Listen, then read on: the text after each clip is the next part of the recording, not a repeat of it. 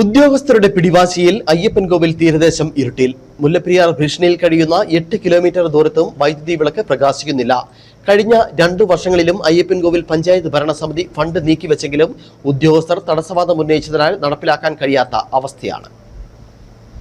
അയ്യപ്പൻകോവിൽ പഞ്ചായത്തിൽ 8 കിലോമീറ്റർ ദൂരമാണ് പെരിയാർ തീരദേശത്തുള്ളത്. മഴ കനക്കുകയും പെരിയാർ നിറഞ്ഞു ഒഴുകുകയുമാണ്. തീരദേശം മുല്ലപ്പെരിയാർ ഭീഷണിയിലുമാണ്. മുല്ലപ്പെരിയാർ അണക്കെട്ട് ഏതു സമയം തുറന്നുവിടുന്ന അവസ്ഥയിലും എത്തി നിൽക്കുകയാണ്. രാത്രിയിൽ നദിയിൽ വെള്ളം കൂടുതലായി ഒഴുകിയെത്തിയാൽ ഓടി രക്ഷപ്പെടാൻ പോലും കഴിയാത്ത അവസ്ഥയിലുമാണ്. തീരദേശം ഇപ്പോൾ കൂരിരുട്ടിലായിരിക്കുകയാണ്. കഴിഞ്ഞ 2 വർഷമായി തകരാറിലായ ഒരു വഴിവിളക്ക് പോലും മാറ്റി സ്ഥാപിക്കാൻ പഞ്ചായത്തിന് കഴിഞ്ഞിട്ടില്ല. 2022-ൽ സ്ട്രീറ്റ് ലൈനിലുള്ള ഭാഗത്ത് മാത്രമേ ലൈറ്റ് ഇടാൻ പാടുള്ളൂ എന്ന നിയമത്തെ മുറുകെ പിടിച്ചാണ് പഞ്ചായത്ത് സെക്രട്ടറി ഉദ്യോഗസ്ഥരും തടസ്സം സൃഷ്ടിക്കുന്നത്. ഹൈറേഞ്ചിൽ ഒരിടത്തും സ്ട്രീറ്റ് ലൈറ്റ് ലൈനുകളുമില്ല. തീരദേശത്ത് ഭീഷണിയിലായ ജനങ്ങൾക്ക് രക്ഷപ്പെടാൻ വെളിച്ച സംവിധാനം ഒരുക്കാൻ പോലും തയ്യാറാവാത്ത അനാസ്ഥയാണ് ഉദ്യോഗസ്ഥർ കാണിക്കുന്നത്.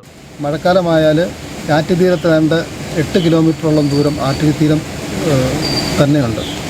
ഈ ആറ്റുതീരത്ത് ഒരു സ്ട്രീറ്റ് ലൈറ്റ് ഇടാനായിട്ടുള്ളൊരു പദ്ധതിക്ക് ഗ്രാമപഞ്ചായത്ത് ഫണ്ട് കഴിഞ്ഞ 2 വർഷങ്ങളിൽ വെച്ചെങ്കിലും സ്ട്രീറ്റ് മെയിൻ്റെ ഒരു ഇല്ലായ്മ എന്ന് പറഞ്ഞുകൊണ്ട് സ്ട്രീറ്റ് മെയിൻ ഉള്ള ഭാഗത്ത് മാത്രമേ ലൈനിൽ മാത്രമേ സ്ട്രീറ്റ് ലൈറ്റ് ഇടാൻ കഴിയൂ എന്ന നിലപാടിലാണ് സെക്രട്ടറി ഉൾപ്പെടെയുള്ള ഉദ്യോഗസ്ഥർ ഉറച്ച നിലപാടെടുത്തിരിക്കുന്നത്. 2020-22 ഒരു ഗവൺമെൻറ് സർക്കുലർ വെച്ചുകൊണ്ട് സ്ട്രീറ്റ് മെയിൻ ഉള്ള ഭാഗത്ത് മാത്രമേ ലൈൻ ഇടാൻ കഴിയൂ. എന്നാൽ പഞ്ചായത്ത് ഭരണസമിതി ഒന്നടങ്കം മുഴുവൻ ആറ്റുതീരങ്ങളിലും സ്ട്രീറ്റ് ലൈറ്റ് ഇടണമെന്ന തീരുമാനമെടുക്കുകയും എന്നാൽ ഉദ്യോഗസ്ഥർ അക്കാര്യത്തോട് വിയോജിപ്പ് പ്രകടിപ്പിക്കുന്ന രീതിയുമാണ്. ഇത് ജനങ്ങളെ വല്ലാതെ ബുദ്ധിമുട്ടിക്കുന്ന ഒരു സ്ഥിതിയാണ്.